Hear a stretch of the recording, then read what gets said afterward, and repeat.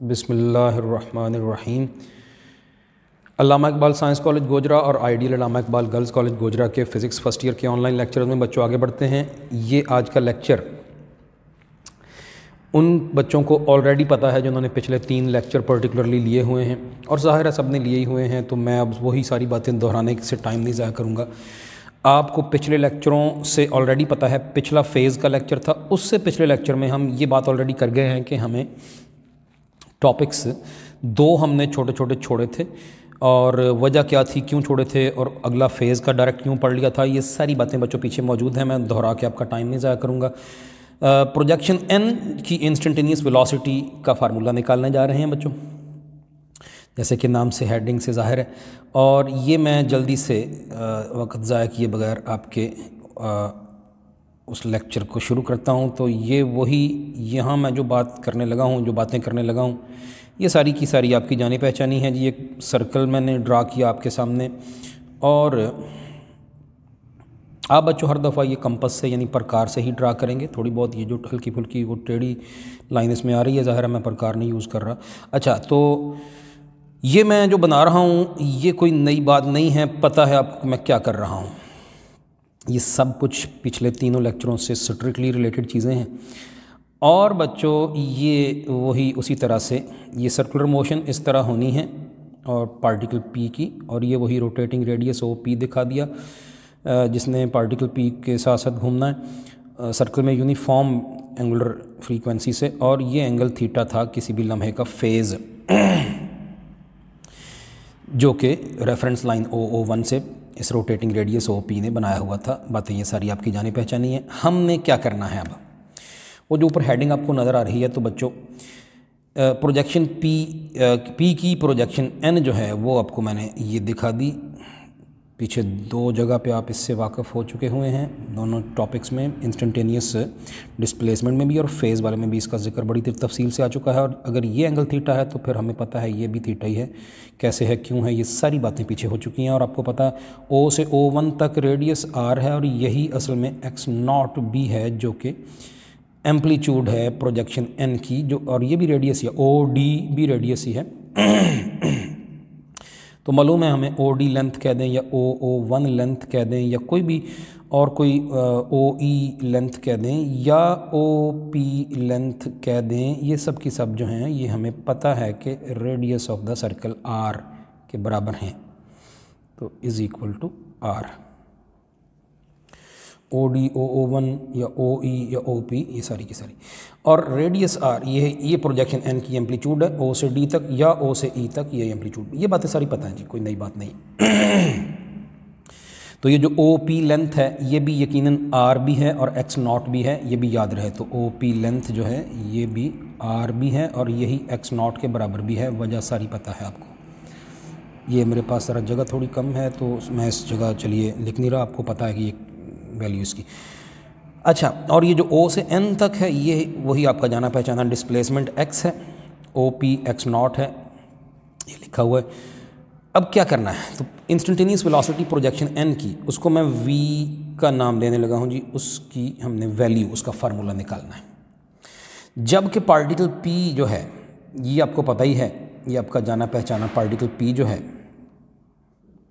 ये बच्चों मूव कर रहा है, क्योंकि सर्कल में तो मुझे ये समझाने की कतई तौर पर अब ज़रूरत नहीं है, चैप्टर 5 पीछे पढ़ा है, ये बातें बड़ी दफ़ा हुई हैं पीछे, कि पार्टिकल P की जो वेलोसिटी होगी किसी भी लम्हे की, इंस्टेंटेनियस वेलोसिटी, टेंजेंशियल वेलोसिटी, वो VP होगी। वो पता है कौन सी है, वो ये आपके सामने। लेकिन जब पार्टिकल P यूँ जा रहा होगा, जैसे ये दिखाया, किसी भी लम्हे उसकी ये होगी VP, तो प्रोजेक्शन N की वेलोसिटी बच्चों यकीनन फिर इधर को होगी। प्रोजेक्शन N क्यों होगी इधर को, अब ये बातें पिछले 2-3 लेक्चरों में सारी पड़ी हुई हैं, पता है भी पार्टिकल P इधर से जब उधर को जाएगा तो ऑफ कोर्स उसकी प्रोजेक्शन इधर से ऊपर को, यहाँ से ऊपर को जाएगी, और जब ये इधर से इधर को आएगा तो प्रोजेक्शन नीचे को आएगी। तो यूँ टेंजेंट बनाती हुई सर्कुलर मोशन करती हुई बॉडी यानी पार्टिकल P की वेलोसिटी है, तो फिर इधर को वेलोसिटी जो है ये हमारे पास ये V वेक्टर है जी, वही जिसका हम निकालना चाह रहे हैं। ये मैं ऊपर लिख देता हूँ, ये V वेक्टर है। इस पॉइंट को, इसके हेड को मैंने Q कह दिया, जैसे आपके नोट्स पे भी है, पॉइंट Q कह दिया इसको। और बच्चों ये भी दिखा दूं कि आपको पता है, ये भी पिछले चैप्टर वाली बात है, चैप्टर 5 वाली, ये सारी उधर ही अप्लाई हो रही हैं, वही बातें सारी इधर अप्लाई हो रही हैं। ये बच्चों ये लाइन जो है ये रेडियस है सर्कल का और ये लाइन उसके साथ टेंजेंट है।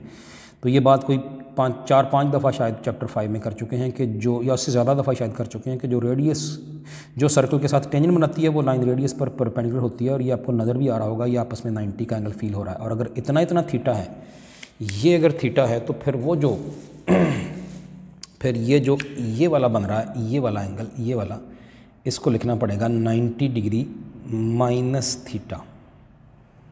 उम्मीद है कि ये नज़र बिल्कुल जी नज़र आ रहा है आपको, ग्रीन कलर से लिखा हुआ। ये टोटल जो है यहाँ से यहाँ तक 90 है, तो वो पीछे जो बचा 90 माइनस थीटा है, यानी जो Maihar angle N P Q है बच्चों, वो है 90 डिग्री माइनस थीटा। वो सामने है, कैसे है, क्यों है, मैंने डिटेल समझा दी। और ये एक बड़ी अहम बात है कि बच्चों प्रोजेक्शन एन खुद से कोई शय नहीं है। प्रोजेक्शन एन जस्ट बात समझाने के लिए हमने क्या कहा था, जस्ट ये साया ही तो है पार्टिकल पी का। पार्टिकल पी खुद कोई पार्टिकल है जो सर्कल की बाउंड्री पर घूम रहा है। प्रोजेक्शन एन उसी का साया है ऑन द डायमीटर डी। तो फिर प्रोजेक्शन एन की वेलोसिटी वी जो है, जिसका फार्मूला हमने अभी निकालना है, वो वेलोसिटी किसकी वजह से है? ऑफ कोर्स पार्टिकल पी की वेलोसिटी की वजह से। वो बातें हो चुकी हैं पिछले लेक्चरों में। पार्टिकल पी के घूमने की वजह से ही इधर को पार्टिकल पी आ रहा है तो प्रोजेक्शन एन नीचे को आ रही है, इधर को जा रहा है तो ऊपर को जा रही है, तो इसकी वेलोसिटी इसी वी पी की वजह से वी है। यानी हम कह सकते हैं, और फिगर में नज़र भी आ रहा है कि पार्टिकल पी की वेलोसिटी की वजह से प्रोजेक्शन एन की वेलोसिटी है, तो पार्टिकल पी की वेलोसिटी का ही कोई कंपोनेंट है प्रोजेक्शन एन की वेलोसिटी। ये नज़र भी आ रहा है डायग्राम में। ये बिल्कुल ऐसी ही बात है जैसे आप कहें कि इधर को अगर एफ वेक्टर है तो फिर उसका यहाँ पर ये एंगल थीटा इधर बन रहा है, तो फिर बच्चों जो एफ एक्स है अलॉन्ग एक्स एक्सिस, वो एफ कॉस थीटा है। तो एफ कॉस थीटा क्या है बच्चों? एफ कॉस थीटा है एफ का कोई कंपोनेंट। और ऐसे ही दूसरी तरफ चले जाएं तो इधर इतना इतना छोटा सा ये वाला जो है इतना इतना ये वाला, ये बच्चों एफ वाई है जो कि एफ साइन थीटा है। तो हमें पता है कि एफ कॉस थीटा भी कंपोनेंट है एफ वेक्टर का ऑन एक्स एक्सिस, और एफ साइन थीटा कंपोनेंट है वेक्टर का ऑन वाई एक्सिस। तो उसी तरह से फिर अगर ये एफ वेक्टर इधर को डायरेक्शन इसकी हो एफ वेक्टर की, तो हम कह सकते हैं कि इसका यहाँ पर कोई अगर एंगल फ़र्ज़ कीजिए थीटा बन रहा हो, कोई एंगल थीटा, मैं मिसाल दे रहा हूँ, तो फिर ये एफ कॉस थीटा और ये थीटा के सामने वाला एफ साइन थीटा है। तो ये वाला ऊपर को जो एफ साइन, जिसको हम इधर भी चाहें तो दिखा सकते हैं, ये वही एफ साइन थीटा। पीछे ये बातें हो चुकी हैं, पता है आपको, बड़ी दफ़ा हो चुकी हैं। तो इधर को जो ये वाला एफ है, यहाँ चलिए लिख देते हैं, यही वाला एफ जो है, ये वाला जो एफ वेक्टर है, इसी का कंपोनेंट तो है उधर को एफ साइन थीटा। तो इस वी पी वेक्टर का कंपोनेंट ही तो है वी वेक्टर। ये बात क्लियर हो गई। और ये कौन सा कंपोनेंट है, कैसा है, ये अभी हम देखते हैं। लेकिन बात हम शुरू यहाँ से करेंगे जैसे बुक वाले ने बात की है। पहले तो हमने थोड़ा सा इंट्रोडक्शन इस डायग्राम का दे दिया। पहला पॉइंट समझिए, कुछ इंट्रोडक्शन की बातें हो गई कि here we have a particle P जो कि यूनिफॉर्म सर्कुलर मोशन कर रहा है। तो इसका मतलब ये हुआ कि ओमेगा यहाँ कांस्टेंट है, एंगुलर फ्रीक्वेंसी कांस्टेंट है, जिसका मतलब है कि वी पी यानी मैग्नीट्यूड जो है tangential velocity of particle P, वो भी कांस्टेंट है, क्योंकि v is equal to R omega होता है, इस वजह से वी पी कह सकते हैं is equal to R omega है। तो वो फार्मूला आपको पता है, ये चैप्टर 5 का यहाँ यूज़ करना है हमने, तो इसलिए चैप्टर 5 ज़ाहिर है पहले आपको पढ़ाया, तो उससे अगला ये चैप्टर 7। अच्छा, हम बात अब कर रहे हैं कि आर यहाँ पे जो है वो हमें पता है कि एक्स नॉट भी है, ये लिखा भी है, सारी बातें जानते हैं। तो एक्स नॉट भी कांस्टेंट है, सर्कल का ज़ाहिर है रेडियस हर तरफ कांस्टेंट होता है, ओमेगा भी कांस्टेंट, तो फिर वी पी भी कांस्टेंट होगी। ये यूनिफॉर्म सर्कुलर मोशन, ये बात याद रहे। ये तो बच्चों वी पी की बात मैंने कर दी है, इसको मैं इक्वेशन नंबर 1 क्या छोड़ता हूँ, जैसे आपके नोट्स पे भी होगी, आप देख रहे होंगे, साथ साथ नोट्स भी हैं। तो ये तो बच्चों मैंने वी पी की इक्वेशन पे लिखी है, मुझे तो वी की चाहिए, ये वी पी है और ये है वी, मुझे वी चाहिए, वी की इक्वेशन चाहिए, वो जिसकी हेडिंग दी है। तो वो जो मैं बात अभी कर रहा था, आपके नोट्स पे भी ऐसी ही बात फ़िक्रा एक लिखा हुआ है, इस इक्वेशन 1 के बाद कहीं आप देख रहे होंगे आपके नोट्स पे ये फ़िक्रा मौजूद है कि मैं ज़रा जल्दी से ये आपको चलिए नोट्स पे दिखाई दूँ। ये मैथमेटिकल स्टेप्स ही हैं ज़्यादातर, तो इनकी बेशक रीडिंग ना भी करें। ये बच्चों, ये आपके पास instantaneous velocity of projection N है, शुरू का इंट्रोडक्शन है जी। कंसिडर करें कोई पार्टिकल पी है moving along a circle with constant speed v P as shown in figure, move कर रहा है विद कांस्टेंट स्पीड, जैसे शक्ल में दिखाया गया। As the particle P is moving in a circle, therefore its instantaneous velocity we P is given by, किसी भी लम्हे की वो tangential velocity we P is equal to R omega, R x naught है तो V P x naught omega हुआ। Equation number 1 वही हमारी भी इक्वेशन नंबर 1 है। इससे आगे लेकिन ये वही डायग्राम, ये नीचे भी नज़र आ रही है आपको, और ये मेरी बनी हुई यहाँ नोट्स पे भी है। अच्छा, अब कह रहा है कि we have to find out the speed of projection N of the particle P at any instant. हमें किसी भी लम्हे पार्टिकल पी की projection N of particle P, वो जो पार्टिकल पी की प्रोजेक्शन एन है उसकी किसी भी लम्हे स्पीड निकालनी है। Let this speed be denoted by V, वो वी से ज़ाहिर कर दी स्पीड। ये फ़र्ज़ करें as the motion of N on the diameter D E is due to the motion of P on the circle. N की मोशन ऑन द डायमीटर असल में पी की मोशन ऑन द सर्कल की वजह से है। Hence the velocity of N is actually the component of velocity we P in a direction parallel to the diameter D E. चुनांचे v P velocity का ही कोई कंपोनेंट है जो वी वेलोसिटी है, और वो v velocity on the diameter D E है, ये उधर को along the diameter D E है एज शोन इन फिगर।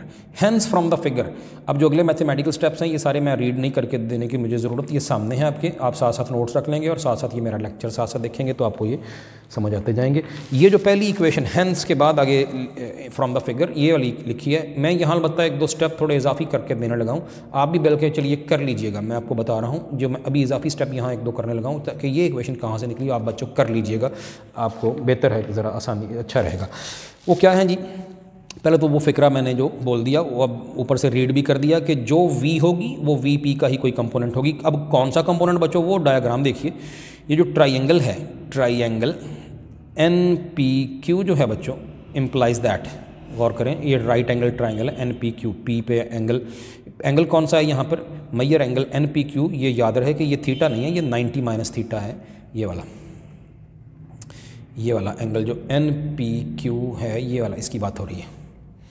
अच्छा, तो इस ट्राइंगल में मैं लिखूं अगर कि बच्चों sine of measure angle NPQ जो है वो भला किसके बराबर होगा बच्चों। साइन थीटा होता है परपेंडिकुलर और हाइपोटेनुअस, सब जानते हैं, आपको समझाने की ज़रूरत नहीं है। तो इस ट्रायंगल में सामने नज़र आ रही है, आप देखें तो हाइपोटेनुअस, ये हाइपोटेनुअस है, ये जो VP वेक्टर है, और ये जो V वेक्टर है ये आप देख रहे हैं परपेंडिकुलर है, बिल्कुल ऐसे ही जैसे ये आपके सामने।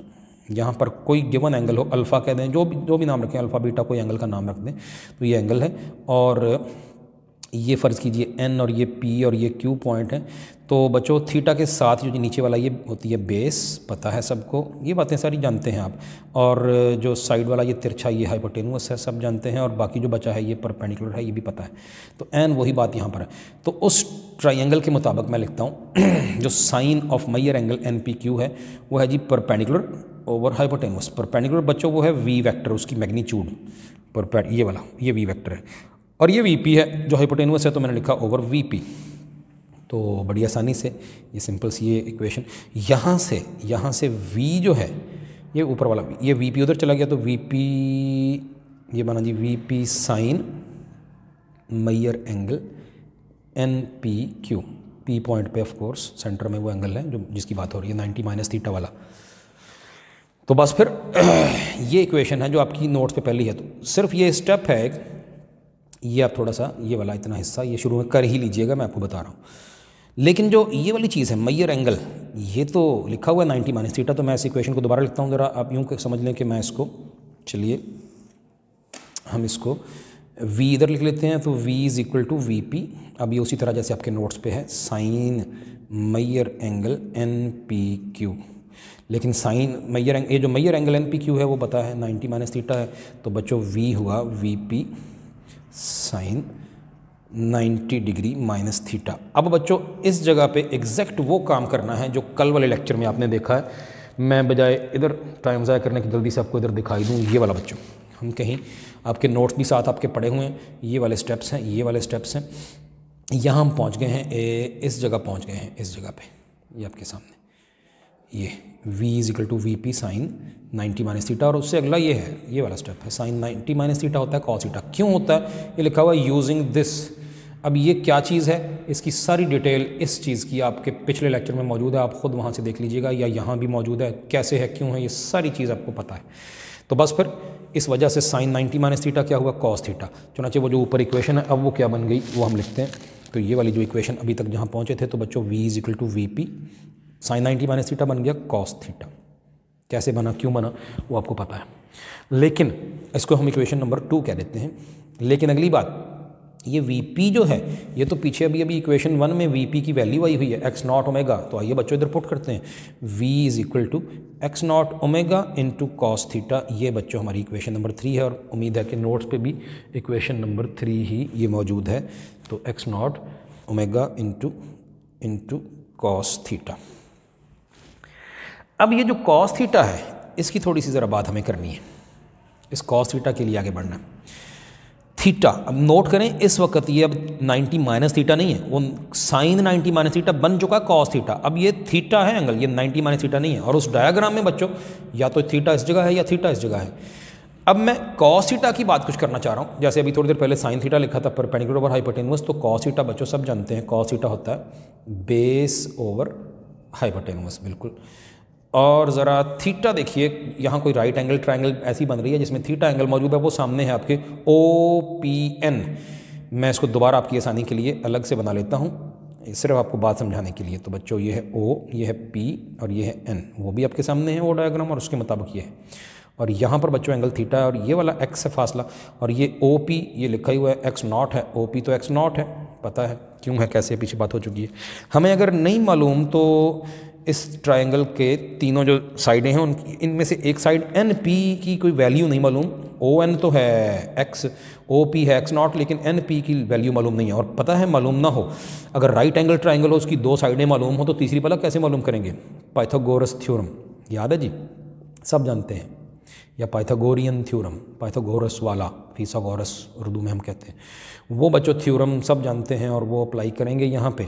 तो उसके मुताबिक आपको पता है कि OP लेंथ का जो स्क्वायर होगा वो सब जानते हैं, ON लेंथ का स्क्वायर और प्लस NP लेंथ का स्क्वायर। और हमें यहाँ पे जो मालूम है ON भी मालूम है x, और OP भी मालूम है, जो x नॉट है हमें NP मालूम नहीं है, NP हमें मालूम करनी होगा। और क्यों चाहिए अभी बात अभी देखते हैं, अभी साइड पे तो वो उधर देखते हैं। अभी ये बच्चों NP अगर निकालना चाहें तो NP का स्क्वायर जो है ये होगा ON स्क्वायर, उधर चला जाएगा OP स्क्वायर जो है। अच्छा OP की वैल्यू तो लिखी हुई है x नॉट का स्क्वायर, चलिए एक स्टेप बढ़ा लेते हैं, इज इक्वल टू ON जो है वो x है, x का स्क्वायर, तो प्लस ये आ गया। और NP बच्चों हमें चाहिए,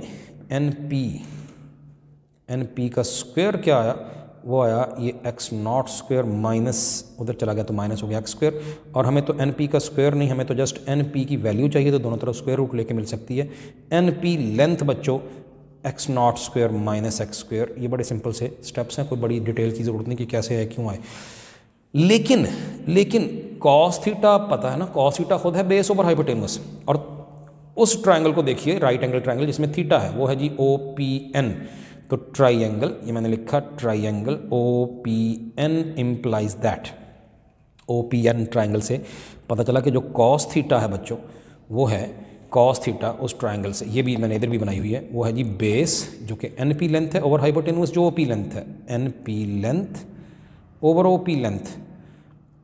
अब क्योंकि मैं साइड पे निकाल चुका हूँ तो मैं इधर इसकी वैल्यू डायरेक्ट NP की पुट कर देता हूँ। वैसे किताब आपके नोट्स पे यहाँ निकाली हुई है, आप इधर ही निकाल दीजिएगा।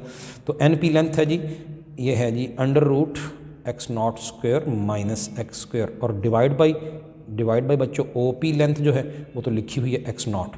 ये वाली कॉस थीटा की बच्चों वैल्यू इधर पुट करनी है, इस जगह पे करते हैं फिर। तो इक्वेशन 3 अब क्या बनी, इक्वेशन 3 बनी v इज़ इक्वल टू, जो कि है प्रोजेक्शन n की किसी भी लम्हे की स्पीड, इंस्टेंटेनियस वेलोसिटी की वैल्यू, तो ये बनेगी x नॉट ओमेगा, मैं ये इक्वेशन लिख रहा हूँ, और कॉस थीटा की जगह ये सारी वैल्यू, तो ये बच्चों रही x not square minus x square, और सारा डिवाइड बाई x नॉट।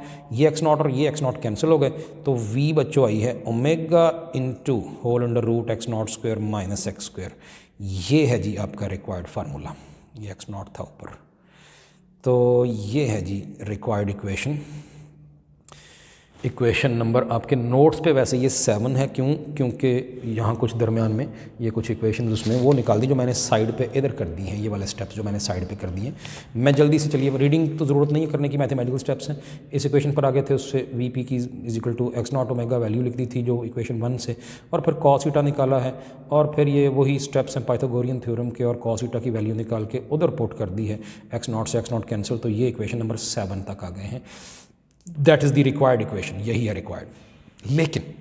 लेकिन बच्चों ये तो है। ये अब हम आइंदा ज़बानी याद रखनी है, ये आइंदा अगले किसी टॉपिक में भी यूज़ होनी है, अगले ही इनफैक्ट टॉपिक में एक जगह यूज़ होनी है आगे, और अगला मतलब जो आज का लेक्चर है उससे अगले लेक्चर में यूज़ होनी है, और कुछ न्यूमेरिकल एग्जांपल में भी इसका हवाला आएगा, कुछ शॉर्ट क्वेश्चन वगैरह में भी। तो ये जनरल इक्वेशन ये आ गई instantaneous velocity of projection N. अब इसके मुख्त दो केसेस हैं, तो मैं इधर से पढ़ा देता हूँ। दो केसेस कौन से, कब होगी मैक्सिमम, कब होगी मिनिमम या ज़ीरो ये वेलोसिटी। बच्चों देखो ओमेगा हमने शुरू में क्या दिया था इसी लेक्चर के पीछे, अब फिर देख सकते हैं ये लिखा हुआ है अभी तक पीछे नीचे, ओमेगा कांस्टेंट है, तो ओमेगा तो है ही कांस्टेंट, और एक्स नॉट भी कांस्टेंट है, ज़ाहिर है सर्कल है तो उसका रेडियस हर तरफ कांस्टेंट है। तो इस इक्वेशन में ओमेगा और एक्स नॉट तो कांस्टेंट है, तो एक्स ही वेरिएबल चीज़ है जो मूव करेगी projection N on the diameter, तो एक्स कम ज़्यादा होगा। तो कहता है कि मैक्सिमम वेलोसिटी कब होगी, तो ये फार्मूला बता रहा है ओमेगा और एक्स नॉट तो कांस्टेंट है in equation 7, omega and x naught are constant, thus चुनाचे V will become V max कब, व्हेन एक्स बिकम्स जीरो। यानी माइनस होती हुई चीज़ बच्चों जीरो हो जाए तो आंसर आता है मैक्सिमम। जो चीज़ माइनस हो रही, बाकी तो कांस्टेंट है, माइनस होती हुई चीज़ जीरो हो जाए तो आंसर मैक्सिमम, माइनस होती हुई चीज़ जीरो हो जाए या मिनिमम हो जाए तो आंसर मैक्सिमम, और माइनस होती हुई चीज़ मैक्सिमम हो जाए तो आंसर हो जाएगा मिनिमम। यही बात आगे की है, पहले तो मैक्सिमम वेलोसिटी का केस है, तो कहता है वेलोसिटी हो जाएगी मैक्सिमम अगर माइनस होती हुई चीज़ यानी एक्स हो जाएगा जीरो, और मिनिमम या कह लीजिए, और इस पूरी मोशन के दौरान ज़रा सोचें तो एक्स मिनिमम कहाँ पर होता है, वो मीन पोजिशन पर, यानी जीरो वैल्यू एक्स है क्या बना, प्रोजेक्शन एन का किसी भी लम्हे का मीन पोजीशन से फासला। तो जब वो ज़ीरो हो गया तो वो फिर इस इक्वेशन में एक्स को ज़ीरो पुट करके देखिए वी वेलोसिटी हो जाएगी मैक्सिमम, क्योंकि मैथमेटिकली वो इक्वेशन बता रही है कि माइनस होती हुई चीज़ जीरो हो जाए या मिनिमम हो जाए तो आंसर मैक्सिमम आएगा ज़ाहिर है। तो एक्स की जगह जीरो पुट किया, और एक्स जीरो होता कहाँ पे, साइड पे लिखा हुआ है नोट की हेडिंग में कि एक्स जीरो का मतलब है projection N at the mean position है, यानी पॉइंट ओ पर है। तो जीरो पुट किया जी, तो ये बन गया omega into x naught square, under root square और अंडर रूट कैंसिल हुए। तो ये फार्मूला, ये भी आइंदा ज़बानी याद रखना, आइंदा कहीं काम भी आना है ये। तो वी मैक्सिमम जो है, मैक्सिमम वेलोसिटी होती है प्रोजेक्शन एन की ओमेगा इंटू एक्स नॉट। ऐसे ही मिनिमम कब होगी, तो ओमेगा और एक्स नॉट फिर कांस्टेंट है, तो आंसर मिनिमम तब होगा जब माइनस होती हुई चीज़ मैक्सिमम हो। अब देखिए इस मोशन में मैक्सिमम वैल्यू ऑफ एक्स, ये कभी पिछले 2-3 लेक्चर जो 3-4 पढ़े हैं उनमें आपने शुरू में पढ़ लिया था कि एक्स मैक्स जो होता है बच्चों, एक्स मैक्स जो होता है वो होता है एक्स नॉट। याद करें क्यों होता है, कैसे होता है, ये पिछले लेक्चर में मौजूद है, यानी एम्पलीट्यूड के बराबर।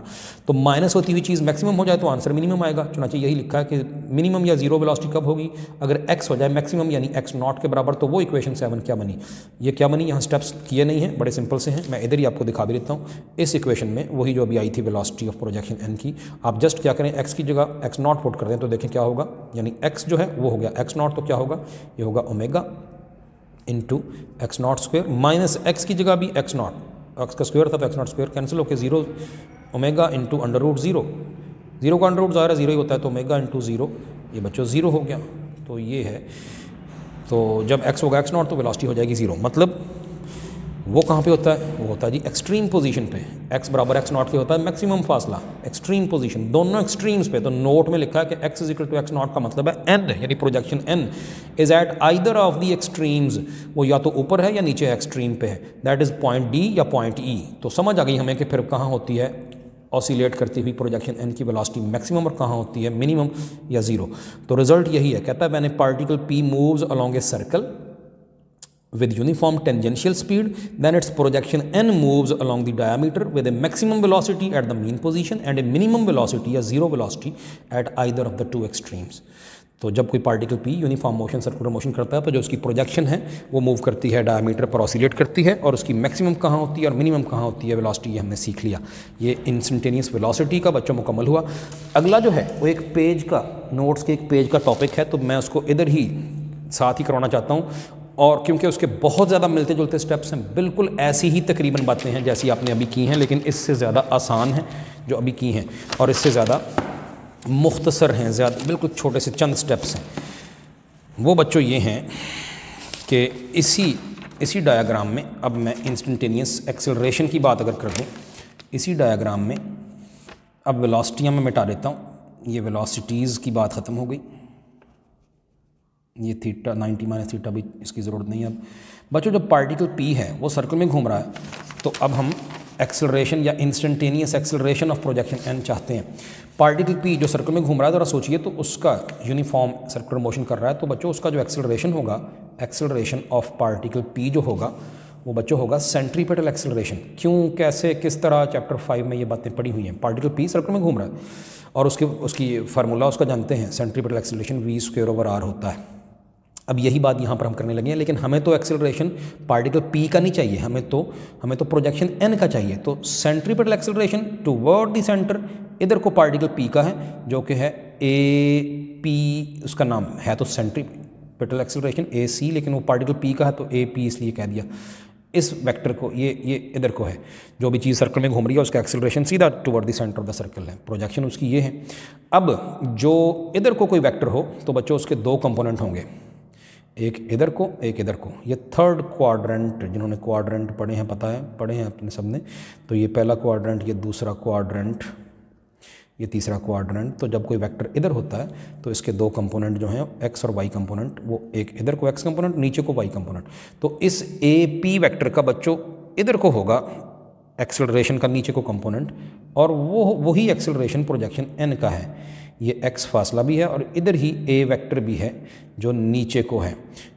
AP यानी सेंट्रीपिटल एक्सेलरेशन पार्टिकल p का इधर को है, तो प्रोजेक्शन n का एक्सेलरेशन उसी का कंपोनेंट होगा। ये बिल्कुल वैसी ही बातें हैं जैसी अभी थोड़ी देर पहले आपने instantaneous velocity of projection n में भी की थी। बिल्कुल उसी तरह जिस तरह कहा था कि जैसे पार्टिकल p की जो वेलोसिटी है उसी का कोई कंपोनेंट होगी, प्रोजेक्शन n की वेलोसिटी कैसे होगी, क्यों होगी, वो बताया था।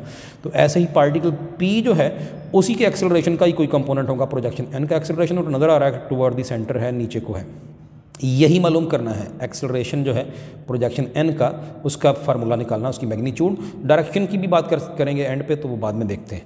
ये है जी बच्चों, बस तकरीबन समझिए यही इंट्रोडक्शन टू द सिचुएशन भी है।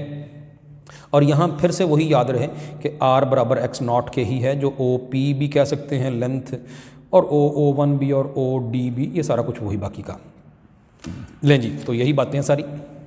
ये वही डायग्राम आपके सामने दिखाई, आपकी जानी पहचानी पार्टिकल p उसकी प्रोजेक्शन, और ये उसका AP है वेक्टर AP, पार्टिकल p का एक्सेलरेशन जो सेंट्रीपिटल है, और उसी का कंपोनेंट प्रोजेक्शन n का है। यही बातें की हैं जी प्रूफ में।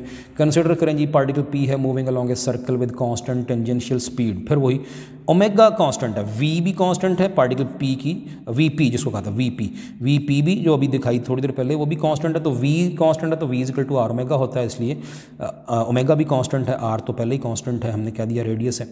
तो hence it's angular frequency omega will also be constant, ये याद रहे ओमेगा कांस्टेंट है। The particle p must have a centripetal acceleration AP for its circular motion, क्योंकि पार्टिकल p सर्कुलर मोशन में है तो उसका सेंट्रीपिटल एक्सेलरेशन होगा AP। This acceleration is given by AP = vp²/r, वही v²/r है, vp है पार्टिकल p की वेलोसिटी ज़ाहिर है। तो लेकिन क्योंकि वो सर्कल में घूम रहा है तो v तो r ओमेगा होती है, vp होगी r ओमेगा, लेकिन vp² है तो r² ओमेगा स्क्वायर। अगले स्टेप में AP पार्टिकल p का एक्सेलरेशन हुआ r² omega square over r, r से ये वाला स्क्वायर कैंसिल तो r ओमेगा स्क्वायर।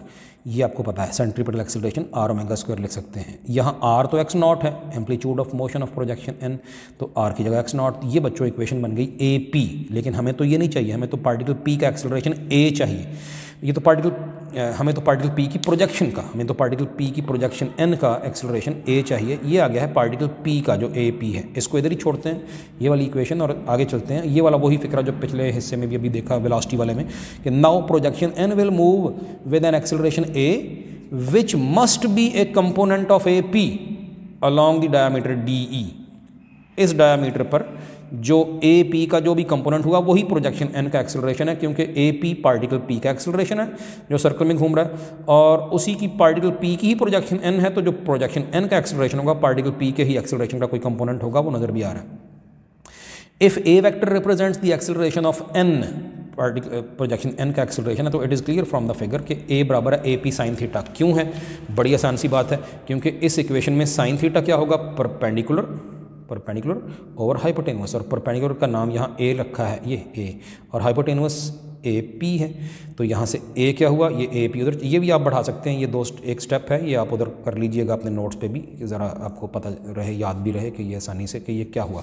तो A बराबर है बच्चों ये AP sin थीटा, लेकिन AP अभी ऊपर आया था x0 ओमेगा स्क्वायर, वो यहाँ पुट कर दिया, x0 omega square sin theta हुआ A। Now from the figure, तो फिगर से अगर हम देखें तो अगली बात अब एक और, हमने अभी sin थीटा लिखा था A/AP है, बट फिगर बता रही है ऑल्सो फिगर के मुताबिक बच्चों sin थीटा x/x0 भी तो है, ये देखें तो सही, ये वाला फासला x भी तो है, ये वाला लेंथ जिसके उसी के अलॉन्ग ही a वेक्टर भी है, ये उसी के ऊपर a वेक्टर है। हाँ अलबत्ता अलॉन्ग यानी इस लाइन के अलॉन्ग तो है, लेकिन x वेक्टर किधर को है ये आप पिछले लेक्चरों में सीख चुके हैं।